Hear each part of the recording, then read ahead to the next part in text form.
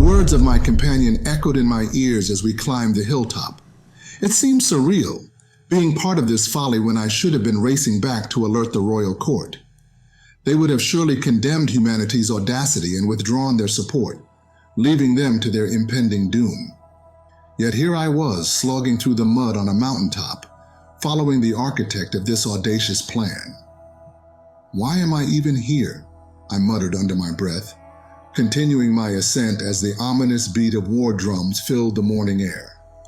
My companion, a human with a determination as stubborn as the terrain, carried a long black fabric bag over his shoulder and a heavy metallic case, both handled with utmost care. He was headed to his preferred spot on the hilltop, which offered a commanding view of the battlefield below. And what a scene it was.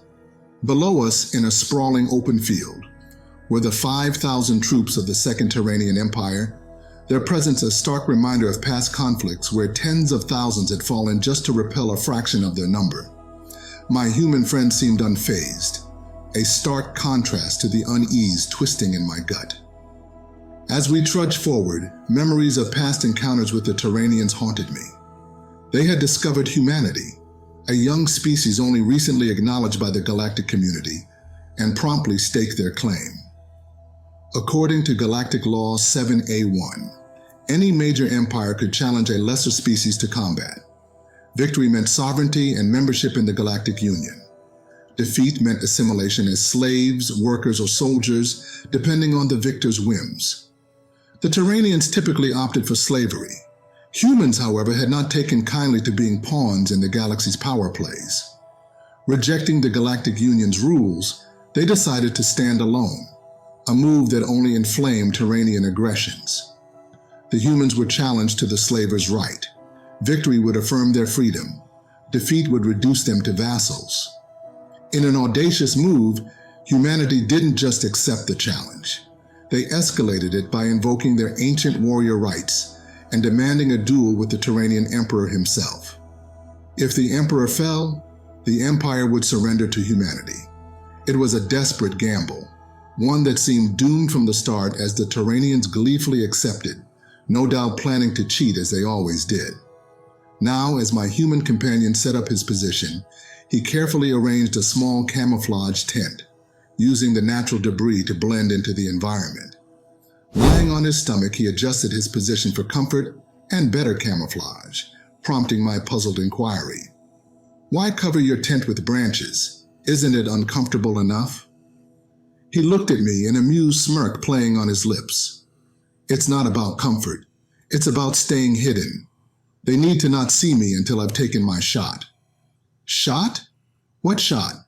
"We'd need a fleet's artillery to make a dent in their forces," I exclaimed, my voice a mix of incredulity and frustration.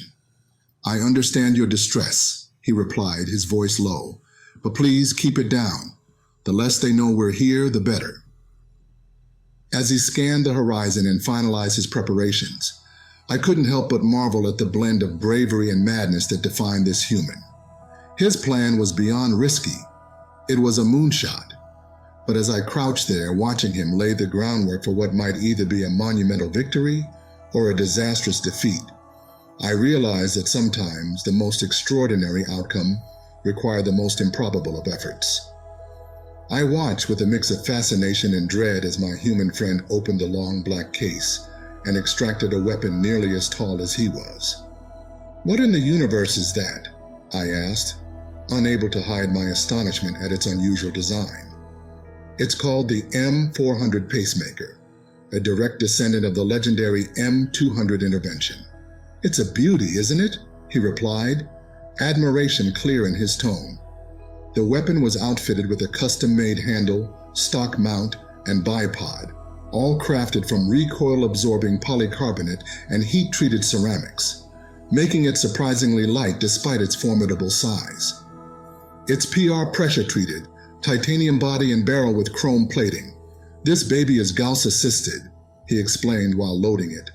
Handing me something that looked like a bullet, he continued, "This is a .50 caliber Gauss round, designed for anti-tank warfare. It has a base charge of C4 and uses the Gauss effect to accelerate upon firing. The tip? It detonates a small warhead, releasing a cone of molten metal on impact, typically used against tanks or gunships, but today it has a different target. "You only brought 2 rounds?" I asked incredulously, peering down at the army of thousands. "And I only need 1. The rules say I need to kill 1 person, so I only need 1 bullet," he stated, his tone casual yet determined as he racked the loading mechanism of his rifle. He glanced at his watch, a flicker of frustration crossing his face. "I was supposed to be with my daughter today, teaching her to swim on her 5th birthday. I'll make these fools pay for making me miss that. They'll pay dearly."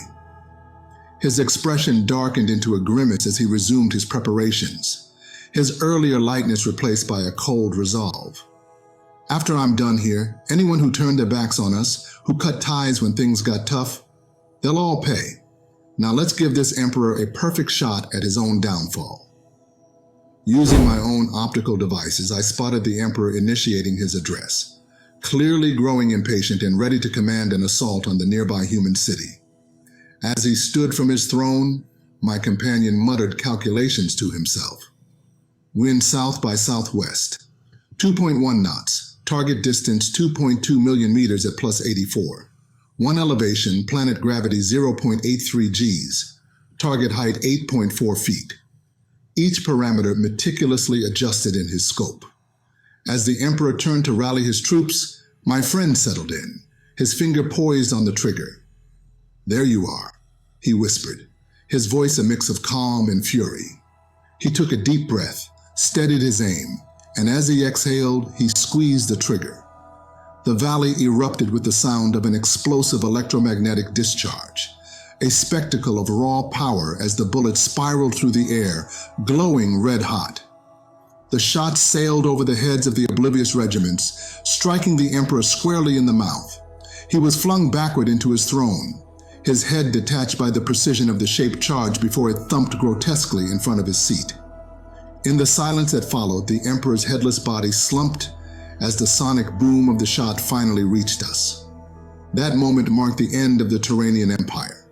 Within a decade, humanity had not only avenged their grievances, but had also risen to dismantle the Galactic Council, establishing the Terran Federation in its place. This concludes our tale of one shot that changed the fate of an empire. If this story of daring strategy and monumental courage captivated you, show your support by leaving a like. Comment with the word victory if you believe in the power of determination. And don't forget to subscribe if you love epic tales of bravery and defiance. Your engagement fuels our passion to share more extraordinary stories. Thank you for joining us on this interstellar journey.